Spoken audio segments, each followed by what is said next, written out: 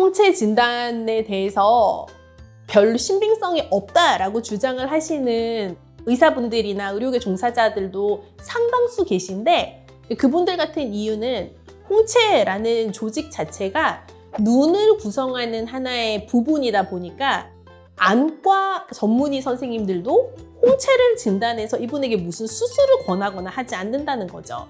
그래서 굉장히 의료적인 접근법으로 바라보게 되면 홍채 진단 자체가 가지고 있는 특정한 어떤 진단의 방법론들을 통해서 이분한테 치료적인 요법을 제안을 해줄 수가 없으니, 이 홍채를 진단하는 것으로는 뭔가 굉장히 사람의 건강 상태를 판별하기에는 쉽지 않다라는 주장을 하시는 분들도 상당히 많이 계십니다.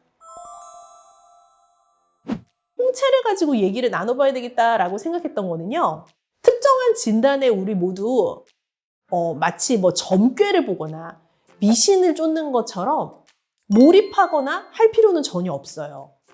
홍채를 진단을 만약에 받아본 경험이 있으시거나 어느 한의원을 갔는데 홍채 찍어볼까요? 라는 얘기를 들으신다고 해서 그 결과가 나에게 정말 절대적인 결과인 것처럼 생각하실 필요는 없어요. 하지만 내가 어떠한 문제를 가지고 있을 수도 있다 라는 점 정도에서 한번 수용성 있게 받아들여 보시는 것도 저는 굉장히 좋을 것 같다라는 생각이 들었어요. 큰 병에 걸려도요, 병원 한 군데만 가지 않고 여러 군데를 돌면서 진단을 받아보시는 분들이 많으시잖아요. 그런 것처럼 진단을 할 수 있는 진단이라는 카테고리 내에서 행해 볼 수 있는 나에 대한 정보들, 내가 원래 생활하면서 손쉽게 획득하기는 어렵지만 기회가 된다면 얻어볼 수 있는 나에 대한 정보, 유전자 검사, 홍채 진단, 얼마나 좋아요. 내가 어떤 사람인지 나를 알려줄 수 있는 부가적인 수단으로는 열린 마음을 가지고 대해보셔도 충분히 좋을 것 같다는 생각이 들었어요. 그래서 저도 홍채 찍힘을 당해보았지요. 저의 홍채는 상황상 매우 허약한 구석이 별반 없는 인간형이라고 합니다.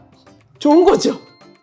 그래서 제가 지금 가지고 있는 뭐 특별한 제가 불편감을 느끼는 증상도 없지만 저의 홍채 진단에 근거해서도 딱히 문제가 되는 어떤 뭐 특정 요소를 심각하게 가지고 있는 것은 아니나, 어떤 부분에 대해서 약간 불편하신가요? 라는 질문을 하신 게 사실 너무 맞아서 깜짝 놀랐어요. 너무 정확하게 맞아요. 저한테 이런 거 좀 불편하시죠? 라고 몇 가지 질문을 하셨는데 너무 맞았어요.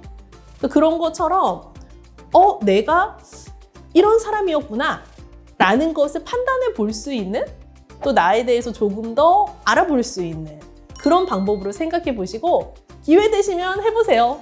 굉장히 신박하답니다.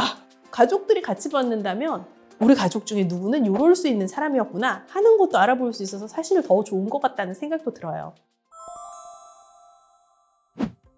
오늘 홍채에 대해서 지금까지 있었던 뭐 연구의 가벼운 백그라운드들, 그리고 임상에서 적용하시는 분들이 적용하시는 방법들, 또 우리가 진단을 받게 될 수도 있는 일종의 소비자 입장에서 가지면 좋은 시각들, 그런 얘기들 해보았습니다.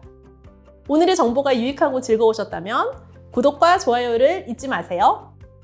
그레이스의 따지는 TV는 다음 시간에도 더 재미있는 이야기를 가지고 돌아오겠습니다.